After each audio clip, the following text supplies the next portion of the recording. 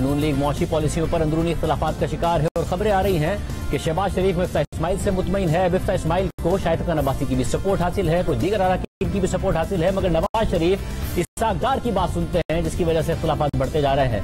खुद शाहिद खान अब्बासी साहब साबिक वज़ीर आज़म हमारे साथ मौजूद है। भाई साहब बहुत शुक्रिया मैं शो में ज्वाइन करने के लिए। भाई साहब पहले इमरान खान साहब के जो मामलात हैं इस पर अगर हम आपसे बात करें, उन्होंने अपने बारे में तो जाहिर एतराफ किया कि जब वो अपोजिशन में थे तब भी उनको एजेंसियां बताती थी शरीफ खानदान की और जरदारी साहब की करप्शन के बारे में। 2008 से लेकर 2018 तक उन्होंने ही उनको बताया। फिर वो ये कह रहे हैं कि मगर जब वो इक्तिदार में आए तो कभी एक्सीलेटर पर पांव रख देती थी एस्टैब्लिशमेंट, कभी उसको स्लो डाउन कर लेती थी, तो एहतसाब कामयाब नहीं हो सका, उनके ऊपर सारा का सारा इल्जाम आया।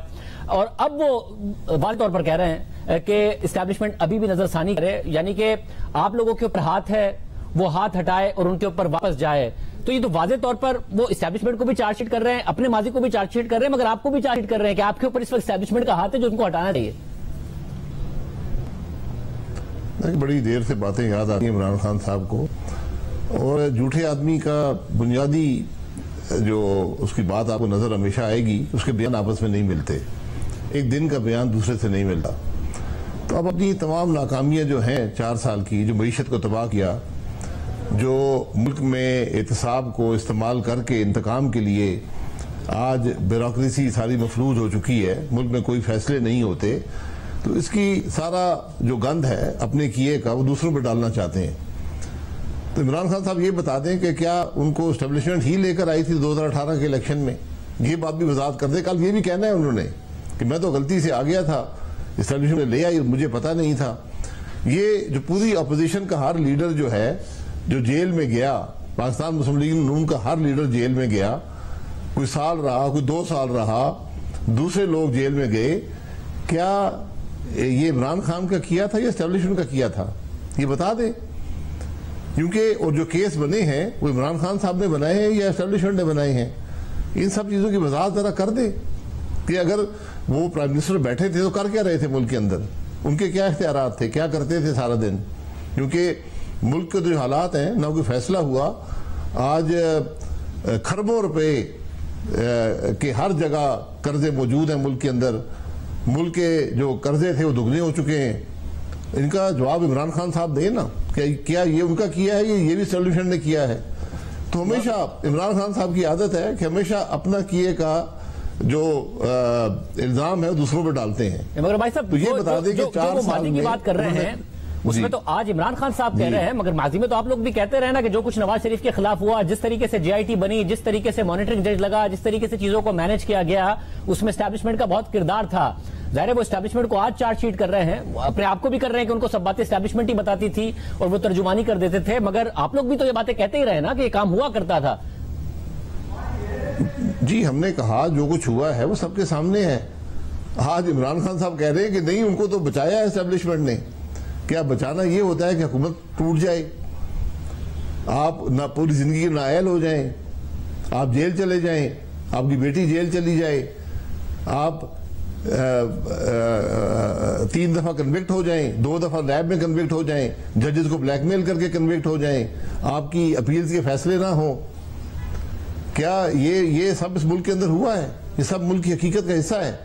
और मैं तो इसीलिए कहता हूँ जरा हम सबको इन हकाइक को जरा परखना चाहिए। मगर भाई साहब वो ये तो कह रहे हैं ना कि जब वो अपने इन बयानात से ये कन्फेशन कर रहे हैं कि मैं सिलेक्टेड था, अगर तो वो ये भी तो इंप्लाई कर रहे हैं कि आप भी सिलेक्टेड हैं, और वो एस्टैब्लिशमेंट को यही कह रहे हैं कि वो अब नजरसानी करें सारे के सारे मामले पर, क्योंकि इस तरीके से मुल्क नहीं चल सकता है। वो आपके बयानिए को भी तो दम तोड़े, उनका तो बयानिए कभी था नहीं कि वो के एस्टैब्लिशमेंट के खिलाफ हो। जाहिर है हालिया दिनों में उनके कुछ इख्तिलाफात सामने आ रहे हैं, वो आपको भी तो सिलेक्टेड ही साबित कर रहे हैं। चले उन्होंने खुद तो कबूल कर लिया ना कि सिलेक्टेड थे, तो मैं तो अपने आप को सिलेक्टेड नहीं समझता, ना ही सिलेक्टेड की कोई गुंजाइश है। मैं तो बड़ी पूरे वसूख से कहता हूं कि जो पाकिस्तान मुस्लिम लीग नून ने हुकूमत ली है, ये इससे ज्यादा मुश्किल सियासी फैसला किसी जमात ने पाकिस्तान की तारीख में नहीं किया, और उसकी एक सियासी कीमत है। लेकिन आज हम सबको ये देखना है, इमरान खान साहब ये बताएं कि आज मुल्क के हालात का जिम्मेदार कौन है, जहां पर हम पहुंचे हैं, क्या हम उसकी भी बात कर सकते हैं, क्या हम उसकी भी हल तलाश कर सकते हैं, या ये हल यही है कि मुझे एस्टेब्लिशमेंट ने ये कहा तो उसने ये कह दिया। ये पुरानी जो कहानियां हैं ये दोहराने की अब गुंजाइश नहीं है। آج ملک کے مسائل کو حل کرنے کی ضرورت ہے. تو وہ الزامات سے اور گالیوں سے اور دھمکیوں سے عمران خان صاحب نے حساب دینا تو اپنے 150 کروڑ کا حساب دے دیں جو الیکشن کمیشن ان سے مانگ رہا ہے. جو بیرونی ملک سے آیا, وہاں کی کمپنیوں سے آیا, وہاں کی بیرونی غیر ملکی شہریوں سے آیا, اس کا حساب تو دے نہیں پاتے ہیں. جو 16 اکاؤنٹ کھلے ہوئے تھے وہ کس کے تھے؟ نواز شریف صاحب نے اپنے ہر ایک ایک پیسے کا حساب 9 سال مشرف کے زمانے میں دیا ہے اور 4 سال ان کے زمانے میں دیا ہے. اور یہ اللہ کا کرم ہے کہ ایک پیسے کی کرپشن نواز شریف پہ نہ مشرف ثابت کر سکا نہ عمران خان ثابت کر سکا. ویسے میں آج باتوں سے بات نہیں بنے گی. ظاہر سارے معاملے میں تحریک انصاف سے بھی سوالات ہوتے ہیں. ہم اپنے ناظرین کو بتا دیں مسلسل انہیں پروگرام میں لانے کی کوشش کر رہے ہیں. آج بھی ہم نے مدعو کیا ہے, اگر وہ جوائن کرنا چاہے تو ابھی بھی پروگرام میں آ سکتے ہیں. مگر جو آپ نے بات کی نا کہ ملک کے کیا حالات تھے اور یہ سارا معاملہ, میں عمران خان صاحب والی ٹاپک پر آنے سے پہلے ایک کنٹروورسی ہے جس کے آپ بھی مرکزی کردار کے طور پر سامنے آ رہے ہیں کہ وہاں پر اسحاق ڈار صاحب کی نواز شریف سنتے ہیں, یہاں پر مفتاح اسماعیل صحیح کر رہے ہیں, شہباز شریف کو لگتا ہے اور آپ کی بھرپور سپورٹ ہے. اور وہ میٹنگ جس میں نواز شریف صاحب اٹھ کر چلے گئے, خبریں کہ اس میں آپ نے ہی کہا تھا ڈار صاحب کو کہ جی پھر آپ پاکستان واپس آ جائیں ورنہ لندن سے ڈکٹیٹ نہ کریں, اس وقت معاملات اتنے خراب ہیں کہ ہم IMF کے پروگرام کے خلاف نہیں جا سکتے ہیں, یا آپ نے ہی کہا تھا جس کے بعد وہ اٹھ کے چلے گئے؟ نہیں دیکھیں, اٹھ کے جانے کی بات ان کو یہ بات قبول نہیں تھی کہ ہم قیمت بڑھائی جائے. انہوں نے اس سے اختلاف کیا, ان کو یہ بات پسند نہیں تھی. لیکن ہم نے یہ کہا کہ حقائق یہ ہیں کہ ایک اوگرا کا نظام ہے جو 30 سال سے ملک کے اندر چل رہا ہے, پرائز کو اسٹیبلش کیا جاتا ہے, ہم اس کی نفی نہیں کر سکتے. اس کی نفی ایک ہی طریقے سے کی جاتی ہے کہ حکومت سبسڈی دے, اور حکومت نے کبھی بھی بجٹ کے اندر تیل کی سبسڈی نہیں رکھی. اور آج خاص طور پہ جبکہ ہم ایک IMF پروگرام کے اندر ہیں اور ابھی وہ ری نیگوشیٹ ہو رہا ہے, تو اس میں یہ ممکن نہیں ہوگا. تو یہ جو میٹنگز ہوتی ہیں یہاں پر رائے کا اظہار ہوتا ہے, ڈسکشن ہوتی ہے, وہاں پر اختلاف بھی ہوتے ہیں, وہاں پر گرمی سردی بھی ہوتی ہے, اور یہ ملک کے معاملے کے لیے ہوتے ہیں. کوئی ذاتی بات تو یہاں پر ہے نہیں, تو اس لیے ہر ایک کی اپنی رائے ہوتی ہے. ذاتی بات ہے جو ملک ہے مگر ذاتی بات ہے, اس میں یہ بھی مسئلہ ہے کہ آپ بھی اس بات کے حامی تھے جس کے مریم نواز صاحبہ اور نواز شریف حامی تھے کہ یہ ملک ہمیں حکومت نہیں لینی چاہیے آگے حکومت گرانے کے بعد. آپ کنونس ہو گئے ہیں کہ ہم نے درست کیا کیونکہ آپ نے حالات دیکھ لیے ہیں, مگر نواز شریف صاحب اور کیا اسحاق ڈار صاحب نے حالات نہیں دیکھے وہاں پر, یا انہیں سمجھ میں نہیں آ رہا ہے کیونکہ وہ تو نہیں کنونس ہوئے ابھی تک, اور مریم نواز صاحبہ یہاں وہ بھی نہیں کنونس ہوئی ہے کہ حکومت لینے کا فیصلہ درست تھا. آپ تو کنونس ہو گئے. دیکھیں, میں حکومت بنانے کے بالکل مخالف تھا, لیکن جو ملک کے حالات ہیں وہ یہ ثابت کرتے ہیں کہ ملک 7 مہینے کی کیئر ٹیکر سیٹ اپ کا متحمل نہیں ہو سکتا تھا. آپ دنوں اور ہفتوں میں ڈیفالٹ کر جاتے, وہ سری لنکا والی کیفیت آپ کی بن جاتی. یہ حقیقت ہے. اب ہم حکومت میں ہیں اور ہمیں مشکل فیصلے ہم نے کیے ہیں, سیاسی قیمت ادا کی ہے. یہ ہم نے جو فیصلہ کیا اس کی آپ کو قیمت ادا کرنی پڑے گی, اور بار بار شاید کرنی پڑے, کیونکہ آج جو دنیا کے حالات ہیں اس کے اندر مشکلات پیدا ہو رہی ہیں ہمارے ملک کے لیے. ہم نے کچھ سنبھالا دیا ہے, مزید سنبھالا بھی دیں گے, لیکن مشکل فیصلے کر کے ہی معاملہ آگے چلے گا. آج ہم نے ایک ذمہ داری اٹھائی ہے, ملک کے معاملات کو درست کرنے کی ذمہ داری اٹھائی ہے. میں نہیں سمجھتا کہ ہم اس سے آنکھیں پھیر سکتے ہیں. اب یہ ہماری ذمہ داری ہے, اس کی بے شک ایک سیاسی قیمت ہو. پاکستان کے عوام خود جج کر لیں گے جب الیکشن آئے گا کہ کیا مسلم لیگ نون کا فیصلہ درست تھا یا نہیں تھا, کیونکہ جو حالات عمران خان نے پیدا کیے تھے اس کے بعد تو پاکستان کے لیے جو کوئی گنجائش ہی نہیں رہی تھی. مگر بھائی صاحب اس کے لیے آپ کو دیکھیں پہلے تو اپنے پارٹی کے لیڈر کو کنونس کرنا پڑے گا, ان کی بیٹی کو کنونس کرنا پڑے گا, اسحاق ڈار صاحب کو کنونس کرنا پڑے گا, کیونکہ آپ کے اتحادی آپ کے ساتھ کھڑے تھے, کسی انپاپولر فیصلے پر نہیں بول رہے تھے. اس وقت جو انسرٹینٹی پیدا کی ہے وہ مریم نواز صاحبہ کے ٹویٹ نے کی ہے, اور انہوں نے اپنے والد سے منسوب جو بیان دیا اس نے کی ہے, اور پھر اتحادی بھی بولے, پھر زرداری صاحب بھی بولے, MQM بھی بولی. تو اس وقت تو جو سارا معاملہ خراب ہوا ہے آپ کے اندرونی اختلافات کی وجہ سے ہوا ہے نا. آپ انہیں نہیں سمجھا پا رہے تو عوام کو کیسے سمجھائیں گے؟ نہیں دیکھیں, کوئی اندرونی اختلاف نہیں ہے. ایک ایشو پر اختلاف ہے کہ کیا ہم پیٹرول کی قیمت پاس آن کرنی چاہیے یا اس کو سبسڈائز کرنا چاہیے. تو میں نے جیسے کہا کہ سبسڈی کی گنجائش نہیں ہے, اس لیے یہ مشکل فیصلہ آپ کو کرنا پڑے گا. مجھے پوری امید ہے کہ عوام اس کو قبول کریں گے. حکومت نے کوئی اضافی ٹیکس نہیں لگایا, ڈیزل کی قیمت میں کمی واقع ہوئی ہے اور پیٹرول کی قیمت میں 6 روپے اضافہ ہوا ہے. یہ اضافہ مجھے امید ہے کہ اگلے جو چند بل جو پیریڈز آئیں گے اگلے 4-6 ہفتے میں یہ اضافہ بھی دور ہو جائے گا. تو گزارش یہ ہے کہ ہمیں ملک کے حالات کو سامنے رکھنا ہے. حکومت میں ہم ہیں, ہم نے حکومت چلانی ہے، مشکل فیصلے کرنے ہیں اور ملک کے حالات کو بہتر بنانا ہے. اس میں انشاءاللہ عوام کو بھی ریلیف اسی عمل سے ملے گی. آج پرائس اگر نہ بڑھائی جاتی تو IMF اس بات کو قبول نہیں کرے گی اور پھر آپ وہیں پر کھڑے ہوتے جہاں ہم اپریل 10 کو کھڑے تھے. صاحب آگے بڑھتے ہوئے عمران خان صاحب نے مزید تنقید کی ہے اور انہوں نے یہ کہا کہ جو شہباز گل ہے ان کو جو گرفتاری ہے وہ معاملہ یہ ہے کہ ان سے کسی بھی طریقے سے آپ عمران خان صاحب کے خلاف بیان دلوانا چاہتے ہیں. انہوں نے تو ظاہر ہے وہ جو سوالات ہو رہے ہیں کھانے وغیرہ کے حوالے سے اس کی بھی بات کر دی، ایک پوری کانسپریسی بتائی کہ کھانے میں کس طریقے سے زہر ملایا جاتا ہے. مگر کیا یہی حکمت عملی ہے جس کی وجہ سے بار بار سوا بعد پولیس جو ہے اس کا ریمانڈ چاہتی ہے؟ کیونکہ اگر پولیس کی کسٹڈی میں انہوں نے بیان دے بھی دیا تو وہ جج کے سامنے تو سٹینڈ نہیں کرے گا. تو کیا وجہ ہے کہ ہر حال میں کسٹڈی شہباز گل کی چاہیے؟ کیا عمران خان کو پھنسانے کے لیے چاہتے ہیں؟ وہ یہ بات درست کہہ رہے ہیں؟ دیکھیں یہ ایک تفتیش کا پروسیس ہے، یہ جوڈیشل کنٹرول ہے.